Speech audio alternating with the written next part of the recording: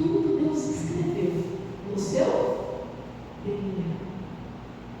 E uma curiosidade: se você pegar todas as suas células e pegar o DNA de cada uma delas e esticar, você consegue dar 66 viagens de ida e volta no Sol.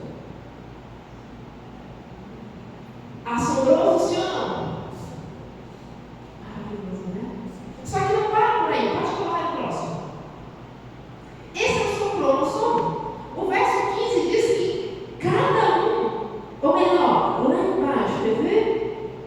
Verso 16: os teus olhos viram a minha substância em uniforme, e no teu livro foram escritos todos os meus dias, cada um deles escrito e determinado. Esse é o seu cromossomo. Quando você junta o seu DNA, você recebe ali os pares da mãe, do pai. E se der XX é mulher, se der XY é homem. Então quem definiu você nascer uma mulher? Foi Deus. Só que você está vendo a pontinha do cromossomo ali? Esse azulzinho se chama telômero. Você sabia que aí está escrita a quantidade de dias que você vai viver? Aproximadamente 120. Amém?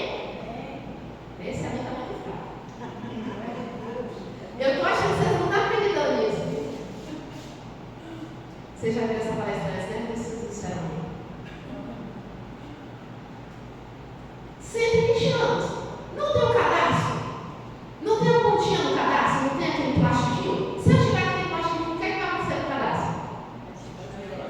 Vai desfiar isso e não vai mais ter cadastro.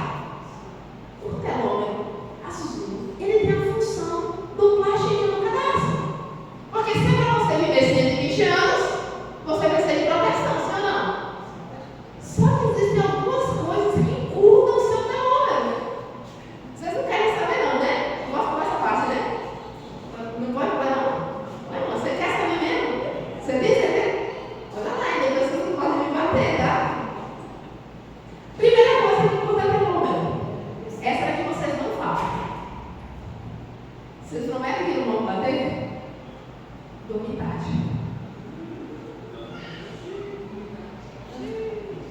Por quê? Porque quando você dorme, as suas células precisam ser restauradas. Quando você não dorme, existe uma proteína chamada P53, que ela vai regenerar a sua célula. Você está entendendo? É quando você dorme tarde, você não dorme, o que é que vai acontecer? Tem como regenerar? Aí vai cortar o seu tempo de... Vocês já ouviram falar de um trem chamado açúcar? Alguém aqui já fez açúcar uma vez? Alguém já fez rapadura? Vocês nunca fizeram rapadura? Cara, é o máximo. Você pega um monte de cana, moe um monte de cana, dá uns litrão assim, ó. Eu já fiz rapadura. Aí você joga no tacho, deixa ela fervendo o dia inteiro. Um balde, assim, um litrão desse aqui, vira isso aqui, uma panela. Aí depois disso, você tem que esperar esfriar, jogar assim no tacho. Quantas canas você consegue chupar por dia? Numa sentada. Eu consigo dar duas. Sem brincadeira. Mas para uma colher de açúcar, quantas canas teve que moer? É por isso que o açúcar encurta os telômeros. Só vou falar mais duas e a gente chega, né? Vou falar de uma só. A última. Vocês já ouviram falar de um negócio chamado estresse? Mas aqui ninguém, amém?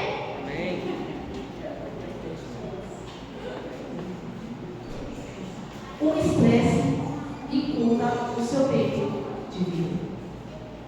Só que o estresse ele não é só um processo do pensamento. Porque às vezes até a criança fala muito estressada. Lembra que criança é estressada? Não tem um boleto para pagar e fica estressado. Lembra que acontece? Como é que pode? Não tem uma coisa para pagar e fica estressado.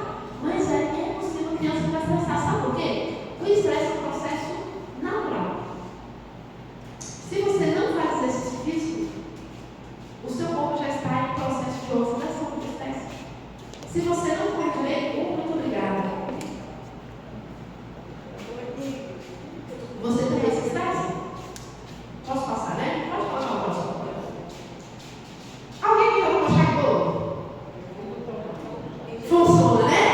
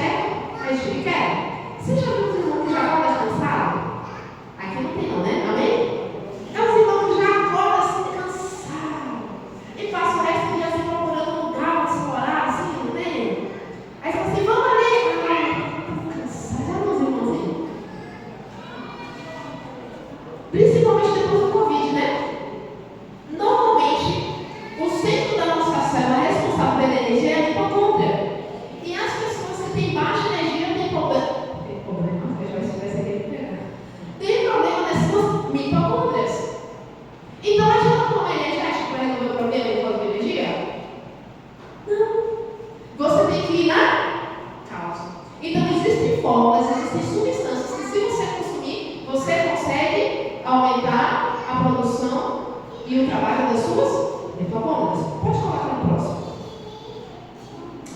Tem uma citação do Espírito para vocês que diz assim: cada órgão do corpo foi feito para ser certamente. Porque nós vimos no começo da palestra que tudo tem um tempo, tudo tem um propósito.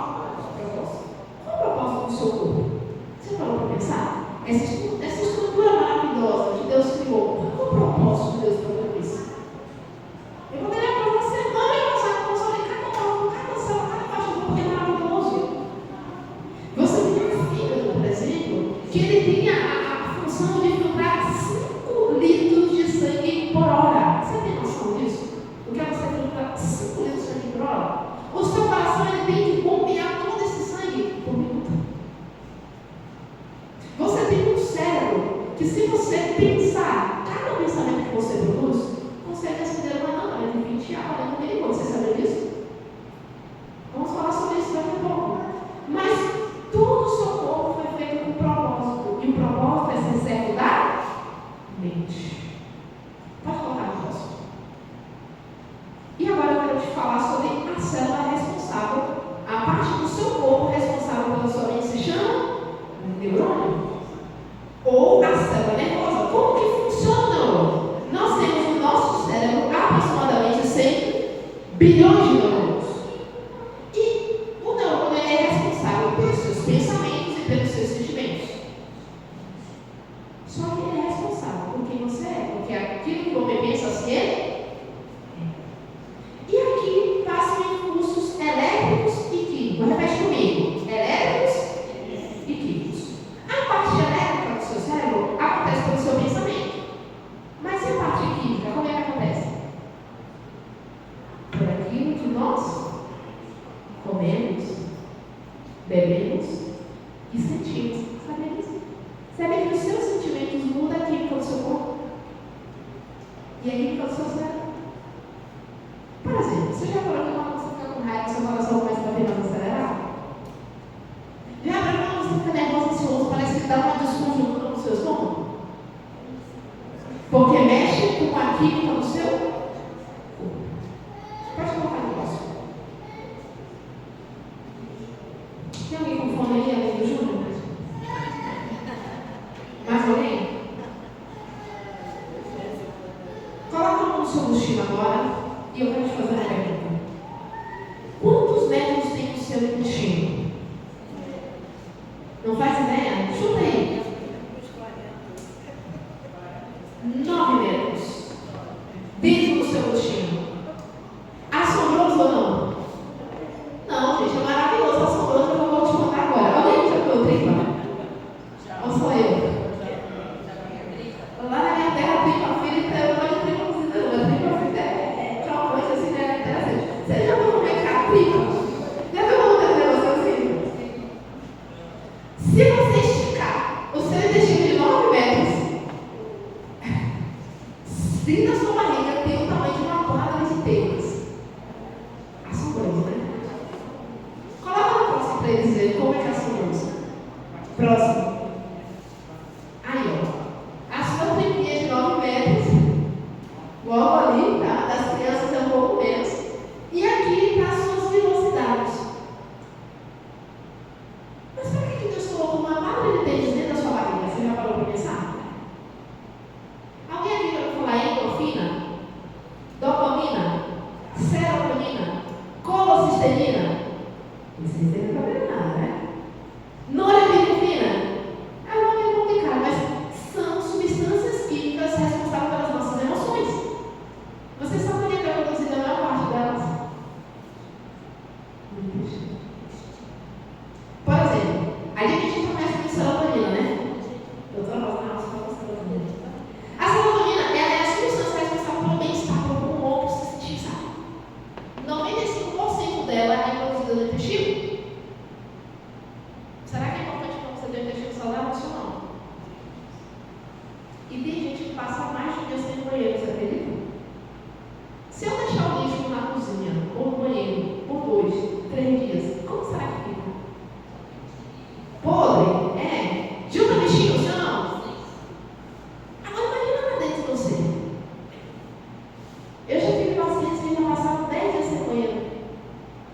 E às vezes a gente fala assim, nossa, mas talvez essa seja a realidade de alguém aqui.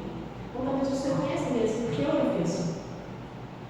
Eu passava às vezes 3, 4 dias sem ir no banheiro, e quando eu ia, eu sentia dor. A minha mãe tinha que usar supositório para poder ir no banheiro.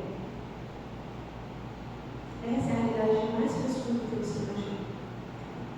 Só que deixa eu te perguntar, se o intestino é responsável pela produção da felicidade, uma pessoa que passa 3 dias sem ir no banheiro, como é que você acha que é a felicidade dela? Aí tem gente que se diz assim, não, mas o meu intestino funciona que nem um reloginho. Já viu o pessoal que diz que o intestino funciona que nem um reloginho? Mas funcionar como um reloginho não quer dizer nada. Porque vem pra mim, quantas vezes por dia você come? Pelo menos 3, né? Então quantas vezes por dia você tem que ir no banheiro? E tem gente que só vai uma vez por dia no banheiro. Onde fica o restante da sujeira das outras da refeição? Onde é que você acha que está? Você está entendendo? Só que existe outro problema. Pessoas como eu, que tomaram muito antibiótico na infância, ou pessoas que tomam anti-inflamatório, já viram pessoas que qualquer dorzinha já está tomando anti-inflamatório? Está vendo esses dedinhos aqui no intestino? Quando você toma um anti-inflamatório, corrói essa parede da mucosa. E quando corrói essa parede da mucosa, substâncias que não deveriam entrar começam a entrar. E ali a gente tem a borda para doenças consideradas chamadas doenças autoimunes. Vocês já ouviram falar de doenças autoimunes? Elas são doenças consideradas sem causa, e como não tem causa, não tem cura. No ano de 2011, eu fui para a escola. E no ano de 2013, eu descobri que eu tinha uma doença autoimune. E agora a gente escolhe entre continuar estudando ou trabalhar nessa área. Imagina, 23 anos de idade diagnosticado com uma doença que não tem causa e não tem cura. O que é que vocês acham? Foi difícil, né? Não foi difícil, foi insuportável. Porque as dores que eu sentia, cada emoção que eu sentia muito forte, fazia com que eu tivesse dores não somente na alma, mas também dores no corpo. E no ano de 2013, eu precisava ir para a Colômbia. Como você vai para um outro país sem falar a língua com uma doença? Vocês acham que eles iam me aceitar? E então eu comecei a ler com Deus orar, porque eu era aluna bolsista, então eu trabalhei 1 ano antes de estudar, todos os dias, e eu continuava trabalhando para poder pegar os meus estudos. Como que você trabalha, estuda e ainda faz um tratamento natural? Então Deus me deu a oportunidade de começar a tratar aquilo que eu não tinha perdido. E hoje, para a honra e glória de Deus, eu tenho conseguido viver sem crises. É uma doença que não tinha calma, não tem cura. E às vezes as pessoas falam, nossa, mas você não enjoa para comer, né? Mas eu é que sei o quanto que a alimentação vai influenciar não somente no meu corpo, mas também no minha. A gente pode colocar no próximo e nós já estamos terminando. Próximo.